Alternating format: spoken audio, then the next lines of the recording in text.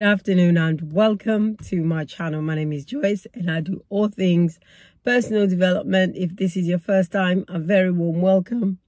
For those of you that keep coming back, an even warmer welcome, and I hope you continue to show up. I hope that you will find information here invaluable.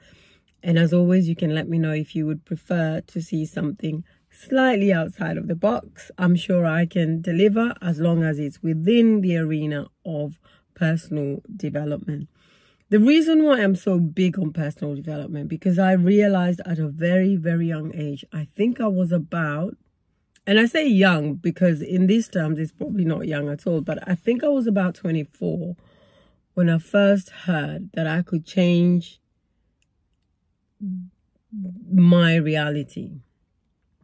I never even thought that that was remotely possible for me to create my own reality, life in my own terms. And since that time, I have been a proponent of personal development because I think it's huge and it's a wonderful thing that people teach you stuff.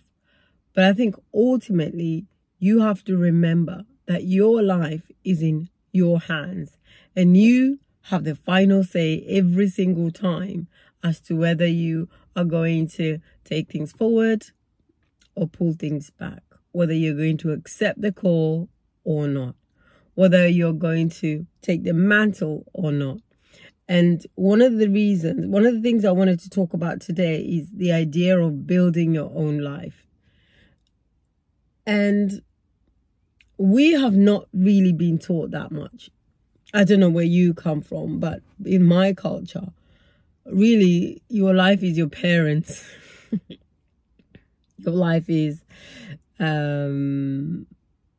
it's never about what you want for your life. And it took me a long time to actually start saying, no, I don't want that. No, thank you. That's not for me to take. And it was not easy. There was a lot of resistance, not just from me, but from my family too, because I was now offering something that they had never, ever heard of. A child saying no to their parent. A mother saying no to, no, not a mother, but a daughter saying no to a mother.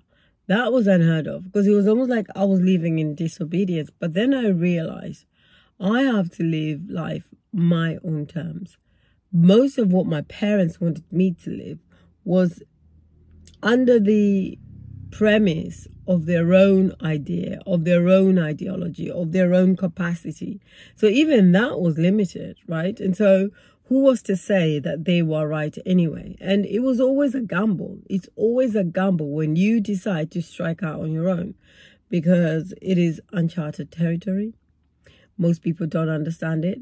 And in fact, I beg to differ that most people want you to fail because it is so unheard of that the prayers are almost like, God, I hope she doesn't make it so that she knows that she's supposed to listen to us.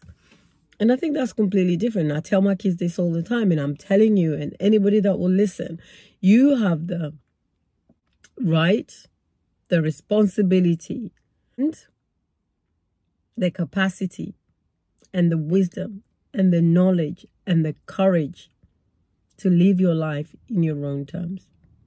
Is it easy? No. And most of it does mean taking a certain level of risk, a certain level of responsibility, and a certain level of ownership, which a lot of people don't want to. Most people don't want to own their lives. You want to blame other people when things go wrong, because then, you know, why try?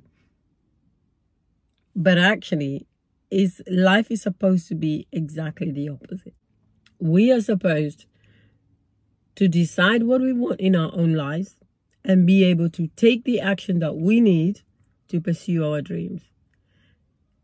Of course, it's not going to be easy because anything worth doing is not easy.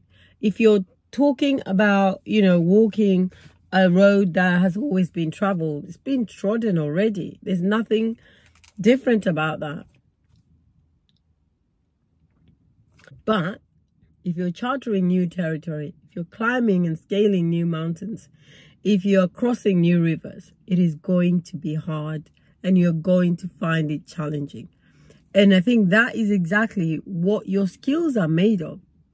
Iron sharpens iron. There's no point you hanging around people that are not going to help you. The idea is that you explore life and you have the skill set to be able to explore that life. And if you don't have it, go find it. Your life is meant to be lived on the edge. And you're meant to build your own life. It's almost like when you build your own house. I've never had to build my own life, but I know people that have. I mean, it's bloody expensive. But the satisfaction that you get from living in a home that you have created, your own bricks and mortar have been picked from various parts of the world, have been chosen by you, it means something. And that's what you need to be doing with your life. Your life is not meant to be lived through remnants of other people's lives. Well, I don't want this, then you can have it.